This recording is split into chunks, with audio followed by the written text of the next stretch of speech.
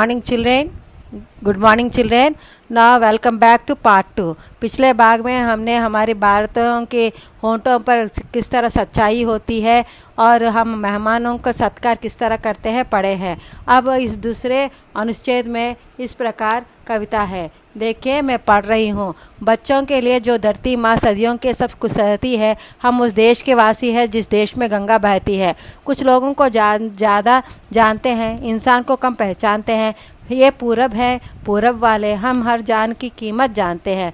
तो बच्चों इन दोनों अनुच्छेदों में कवि ने धरती माँ यानी कि हमारी भारत माता की तुलना हम भारतवासियों से की है। ऐसा क्यों किया है जानेंगे। देखो बच्चों, धरती माँ की सदियों मैंने पिछले बहुत सालों से इस धरती का जो भार है वह सहती आ रही है।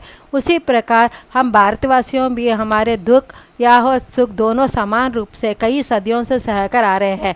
खुशी में खुशी या दुखी में दुखी ना होकर दोनों समान रूप से हम सहकर आ रहे हैं। इसके लिए भारत माता हमारी आशीर्वाद देकर हमें आगे बढ़ने की मदद कर रही है।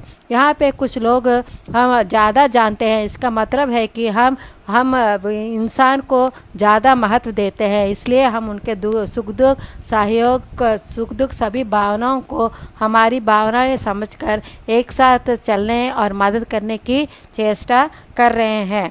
देखिए, इसलिए इसके लिए हम भूमाता की आशीर्वाद की सदा ज़रूरत है। कवि की यह बताना चाहते हैं, जैसे भूमाता हमारे कष्टों को दूर करना चाहती है, उसी प्रकार हमारा कर्तव्य है इस देश की मान मर्यादा को आगे की ओर बढ़ाने की चेष्टा करें। यहाँ पर कवि ने हमारे देश भारत पूरब की दिशा में होने के कारण हम भारतवासियों को पूरबवासी भी कहना चाहते हैं, इसलिए हमारे भारतवासियों को पूरबवासी भी कह रहे हैं इस कविता में। देखिए तो बच्चों, इस कविता का मुख्य उद्देश्य इस प्रकार है।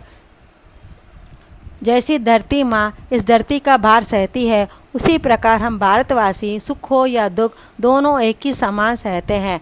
इसलिए इनके लिए हम भूमाता धरती माता की आशीर्वाद की बहुत ज़रूरत है। और साथ में हम भारत पूरब की दिशा होने के कारण हमें पूरबवासी भी कहलाया गया है। देखिए बच्चों, इस दोनों अनुच्छेदों में से हमने छोटे छोटे शब्द चुने हैं। इसके लिए आप इसका पर्यायवाची शब्द लिखना पड़ेगा। देखिए बच्चों, आज का गृह कार्य इस प्रकार है। हमने कुछ शब्दों दिए हैं, इसके लिए आप एक या दो आपका मर्जी दो पर्यायवाची शब्द लिखिए। देखिए मैं शब्द पढ़ रही हूँ। धरती, दूसरा वाला माँ, तीसरा वाला इंसान, चौथा वाला कीमत, पांचवा काम, छठा ज़्यादा।